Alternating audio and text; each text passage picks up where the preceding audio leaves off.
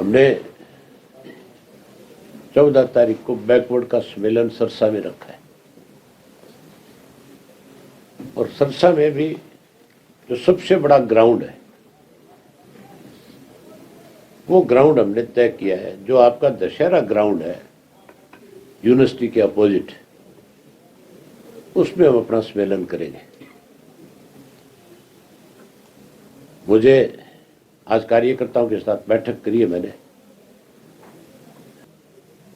हमारे जिले में बैकवर्ड की संख्या बहुत बड़ी है और सबकी मैंने जिम्मेवारी लगाई है। मैं ये उम्मीद करता हूं कि हमारे बैकवर्ड के सम्मेलन में 50,000 की भी हाजिरी हो सकती है। बहुत बड़ा सम्मेलन होगा। अब तक के जितने भी यहाँ पे पब्लिक मीटिंग हुई है सरसा में, चाहे वो किसी भी राजनीतिक दल ने करी, उन सब के रिकॉर्ड हमारा बैकवर्ड सम्मेलन ही तोड़ देगा और उस दिन ये भी तय कर देगा कि 2024 में जो लोकसभा का चुनाव होगा, उस लोकसभा के चुनाव के अंदर सरसा की सीट से इंडियन नेशनल लोकदल पार्टी जिसको उम्मीदवार बना करके ले आई, चौटाला साहब जिसको टिकट देंगे, वो लाखों मतों से जीतेगा। वहीं उसके साथ साथ विधानसभा की 5 सीट उस बैकवर्ड सम्मेलन में ही लोग क्लियर कर देंगे। हमारे जिले के लोगों ने हमेशा हमारा पूरा साथ दिया है,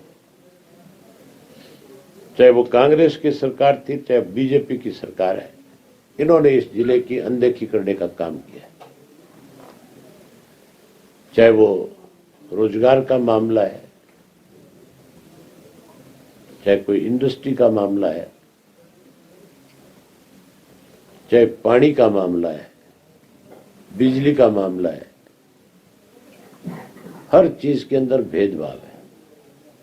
इस सरकार ने, कांग्रेस ने अगर इस प्रदेश में, इस जिले को कुछ दिया तो केवल नशा,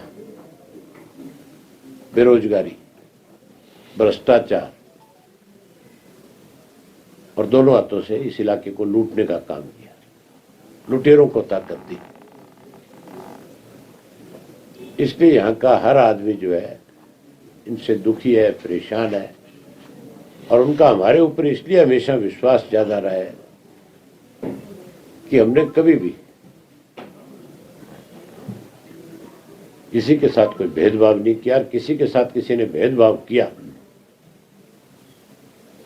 किसी ने किसी को नुकसान पहुंचाने की कोशिश की तो हम उसके साथ खड़े हुए उसको न्याय दिलाया।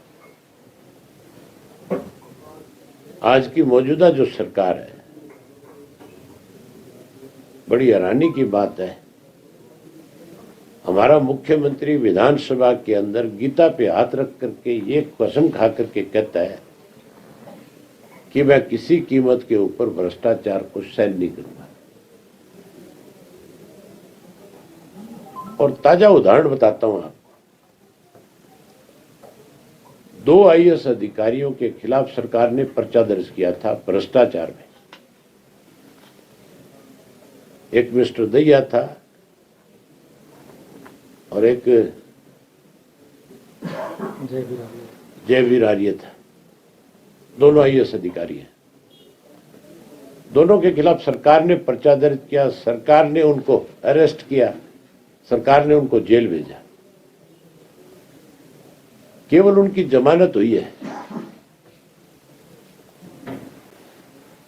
कोई कोर्ट ने फैसला उनके हक में नहीं सुना दिया। जमानत होने पे जो मुख्यमंत्री कसम खाता है गीता पे हाथ रख करके, वही मुख्यमंत्री उनको बहाल करता है, जिनके खिलाफ मुकदमा दर्ज करता है भ्रष्टाचार का।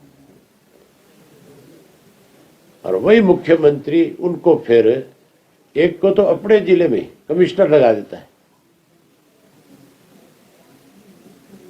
मतलब जिस आदमी के खिलाफ सरकार भ्रष्टाचार का, पैसे लेन देन का मामला दर्ज करती है और जो ये कहती है एफआईआर लॉन्च करते हुए कि हमने सारी तहकीकात कर ली, इसने भ्रष्टाचार किया है, उसको फिर कमिश्नर लगाते हैं।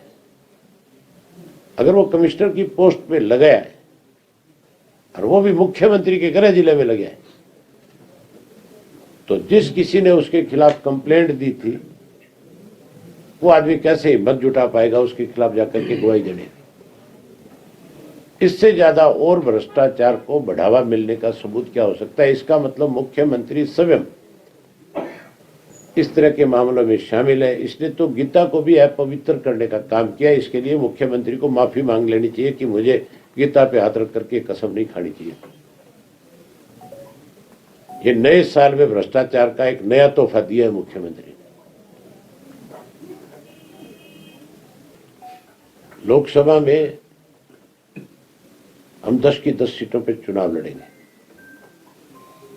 और ये मान के चलो कोई कितने बड़े दावे करता होगा, मैं एक दावा ठोक करके कर सकता हूं कि मैं 2 लोकसभा की सीट हर हालत में जीतूंगा और बाकी जगह पे इंडियन नेशनल लोकदल पार्टी सम्मानजनक वोट लेगी। क्या आप भी चुनाव लड़ सकते हैं लोकसभा? अगर मुझे पार्टी आदेश करेगी तो लड़ लूंगा। ये हमारी पार्टी का फैसला होगा। ये कोई फैसले मेरे नहीं हो सकते। ये तो पार्टी की जो कोर कमेटी है वो बैठ करके तय करेगी चुनाव किसको लड़ाना है। जिसका भी नाम तय किया जाएगा उसको लड़ा देंगे। कोर कमेटी की मीटिंग हम जल्दी बुलाएंगे ताकि लोकसभा के कैंडिडेट्स का जल्दी से जल्दी फैसला हो। कोई भी कानून बनाने से पहले लोगों की राय जाननी जरूरी होती है। कानून थोपे अगर किसी पे थोप दिया जाए तो मान के चलो थोपे हुए कानून से आम आदमी का नुकसान होता है। उससे ऐसा लगता है कि आपने रिसर्च नहीं करी, आपने उसके ऊपर लोगों के व्यूज नहीं लिए। आप किसी भी कानून को बनाने से पहले जो हिट एंड रन वाला जो कानून है उससे पहले जो हमारे ड्राइवर्स हैं, जो गरीब आदमी हैं, जो अपना रोजी रोटी है जिनकी, आप उनको शिक्षित करो, उनकी ट्रेनिंग कराओ, उनके साथ बातचीत कराओ। आपके पास सरकार के पास साधन है, उस साधन के तहत आप उनको जागृत तो करो पहले। आप जबरदस्ती नहीं कर सकते। ये जबरदस्ती है। ये तो मेजोरिटी है इनकी और मेजोरिटी के तहत अपनी मनमर्जी से कानून बदल रहे हैं। कल को ये कहेंगे हम तो संविधान भी बदल रहे हैं, वो भी बदल सकते हैं। फिर तो प्रजातंत्र नहीं है, तानाशाह तरीका है। ये नहीं होना चाहिए। इस कानून को बनाने से पहले इसके बारे में जरूर रिसर्च करना चाहिए था, लोगों के व्यू जानने चाहिए थे कि किस तरह का कानून हो, कैसे लोगों में जागृति आए। ये जरूरी है कि एक्सीडेंट से लोगों को बचाया जाए, लेकिन उसको बचाने के लिए जागृति भी लानी जरूरी है। कानून बनाने से पहले लोगों को ये बताना चाहिए कि भी अगर आगे आने वाले समय में इस तरह की कोई चीज होगी तो उसमें हम इस तरह के सख्त कानून ला सकते हैं, ताकि लोग पहले से मेंटली प्रिपेयर हो जाए। इंडियन नेशनल लोकदल पार्टी जो उम्मीदवार उतारेगी वो मुख्यमंत्री का उम्मीदवार होगा। बाकी पार्टियों के जो उम्मीदवार है वो तो सिर्फ एमएलए बनने के लिए चुनाव लड़ते हैं। हमने चौधरी ओम प्रकाश चौटाला जी ने चुनाव लड़ा वहां से 2 बार। एक बार जीते, सरकार बनती तो मुख्यमंत्री बनते, एक बार हार गए।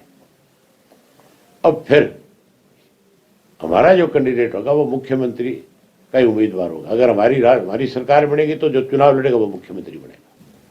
कैसे बनेगी तू यूं बता मुझे। सुरजेवाला, किरण, शैलजा कहते हैं ना मुख्यमंत्री के दावेदार है, कहते हैं ना। हुड्डा कहता है मैं दावेदार हूं, हुड्डा का छोरा कहता है मैं दावेदार हूं, कहता है कि नहीं कहता है। और आपस में ये पांचों एक मंच पे इकट्ठे हो सकते हैं। जिस पार्टी में डिसिप्लिन नहीं है, जिस पार्टी पे संगठन नहीं है, वो कैसे दावा कर सकती है। केवल तुम्हारे सामने बैठ करके दावा करना कि हम सरकार बना रहे हैं, सरकार नहीं बन सकती। सरकार संगठन के बलबूते पे बना करती है और संगठन सबसे ज्यादा मजबूत आज अगर किसी का है तो इंडियन नेशनल लोकदल पार्टी का है।